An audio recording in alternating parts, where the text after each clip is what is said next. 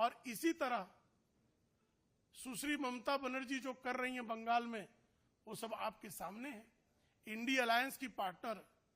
सुश्री ममता बनर्जी ने जिस तरह से बंगाल के आम जनों को, छात्रों को जिस तरह से धमकाने का काम किया, जिस तरह से उन्होंने कहा कि यह आग जो है वो असम, उड़ीसा, नॉर्थ ईस्ट होते हुए दिल्ली तक चली जाएगी,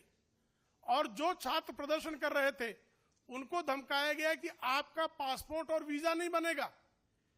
एक संवैधानिक पद पर बैठी हुई मुख्यमंत्री की इस भाषा पर जिस तरह की चुप्पी संविधान लहराने वाले राहुल गांधी साधे हुए हैं, जिस तरह से उन ममता बनर्जी को अखिलेश यादव समर्थन देते हैं, जिस तरह से ऐसी अराजकता की धमकी देने वाली मुख्यमंत्री के समर्थन में तेजस्वी यादव खड़े होते हैं, इससे इंडी अलायंस इस देश में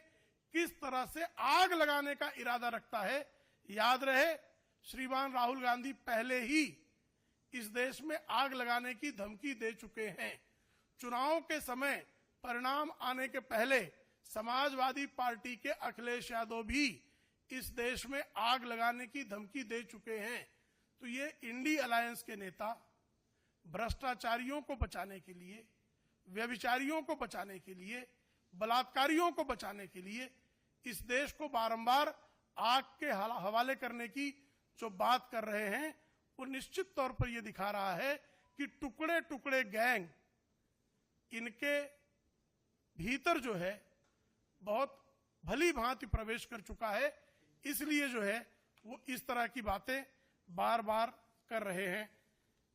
हमारी ऐसी स्थिति में मांग है, एक, श्रीमान मल्लिकार्जुन खड़गे के विरुद्ध सीबीआई की जांच होनी आवश्यक है। सुश्री ममता बनर्जी को जिन बलात्कारियों को बचाने का उन्होंने प्रयास किया है, उस मामले में जब तक स्वयं ममता बनर्जी का लाई डिटेक्टर टेस्ट नहीं होता, तब तक इस मामले की तह तक पहुंचा नहीं जा सकेगा। कल जो टेप आए हैं, ऑडियो टेप्स, जिसमें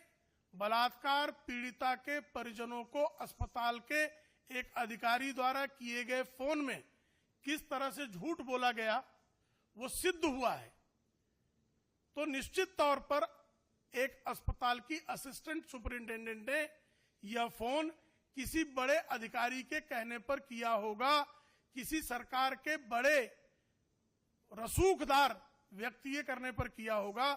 और सुश्री ममता बनर्जी मुख्यमंत्री होने के साथ साथ